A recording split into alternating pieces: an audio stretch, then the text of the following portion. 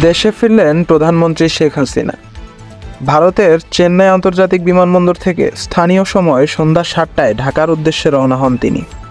রাত ১০টায় ফ্লাইটটি শাহজালাল আন্তর্জাতিক বিমানবন্দরে এসে পৌঁছায়। চেন্নাই আন্তর্জাতিক বিমানবন্দর থেকে তাকে অভ্যর্থনা জানান স্থানীয় সরকারের উচ্চ পর্যায়ের প্রতিনিধি দল। বিস্তারিত জানতে আমাদের সাথেই থাকুন। কোটা সংস্কার আন্দোলনকে কেন্দ্র করে পদত্যাগ করে দেশ ছাড়েন সাবেক প্রধানমন্ত্রী শেখ হাসিনা। তারপর ৮ই আগস্ট সমন্বয়ক ও উপদেষ্টাদের নিয়ে গঠিত হয় অন্তর্বর্তীকালীন সরকার। তবে এ সরকারও দেশের জনগণের জন্য খুব একটা স্বস্তির হয়ে উঠতে পারেনি। দেশ পরিচালনায় ব্যর্থ হওয়া থেকে শুরু করে সাবেক প্রধানমন্ত্রী শেখ হাসিনার পদত্যাগপত্র হস্তান্তর করতে না পারায় উপদেষ্টাদের উপর নিষেধাজ্ঞা আরোপ করে জাতিসংঘ। সেই সুবাদে সাবেক প্রধানমন্ত্রী শেখ হাসিনা দেশে ফিরলেও তার নামে ১০০-টিরও বেশি মামলা থাকায় পুনরায় ভারতে ফিরে যাওয়ার জন্য পরামর্শ দেন ভারত সরকার নরেন্দ্র মোদী।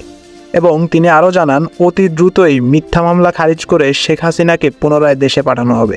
প্রিয় দর্শক, দেশের প্রধানমন্ত্রী হিসেবে আপনি কাকে দেখতে চান তা অবশ্যই কমেন্ট করে জানাবেন এবং আপডেট সব নিউজ সবার আগে জানতে চ্যানেলটিকে সাবস্ক্রাইব করে আমাদের সাথেই থাকুন। ধন্যবাদ।